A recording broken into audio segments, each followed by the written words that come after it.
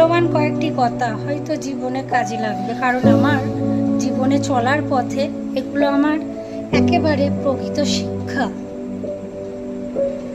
উদ্দীপনাকে বন্ধ করুন, অভ্যাসকে স্বীকার করুন।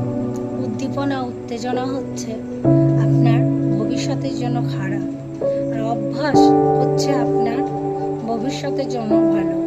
আপনি উদ্দীপনা উত্তেজনার মাধ্যমে হয়তো কোনো একটা ভুল সিদ্ধান্ত নিয়ে ফেলবেন, কিন্তু আপনার অভ্যাস যদি থাকে যে না, আমি আগে ভাবনা চিন্তা করব তারপরে কোনো সিদ্ধান্ত নেব, তাহলে পরে আপনার ভবিষ্যৎটা হবে উজ্জ্বল। কারণ আমরা তো উদ্দীপনা উত্তেজনার মাধ্যমে অনেক কিছুই শিখেছি বা শিক্ষা পেয়েছি। তাই আমি চাই না আগামী দিনে আপনারাও আমার মতো ভবিষ্যতে বা বর্তমানে বা অতীতে কোনো ধাক্কা খান। তাই উদ্দীপনাকে ত্যাগ করে অভ্যাসকে স্বীকার করুন।